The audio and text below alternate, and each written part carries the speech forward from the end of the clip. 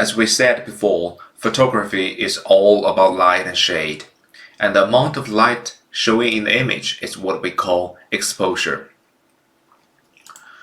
Exposure in photography refers to the amount of light that reaches the camera sensor or film when we're taking a photograph.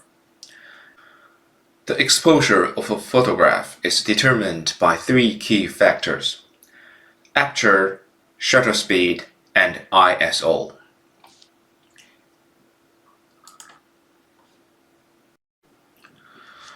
Aperture refers to the size of the opening in the lens through which light passes. Shutter speed refers to the amount of time that the camera's shutter remains open to allow light to reach the sensor or film. ISO, on the other hand, is a measure of the camera's sensitivity to light. The relationship between these three factors is referred to as the exposure triangle. When one of these factors is adjusted, it affects the others. So it is important to balance them to achieve the desired exposure. For example, a larger aperture will allow more light to reach the sensor, but it will also result in a shallower depth of field. A longer shutter speed will allow more light to reach the sensor, but it may result in motion blur if the camera or the subject moves during the exposure. A higher ISO setting will make the camera more sensitive to light, but it will also introduce more noise into the image.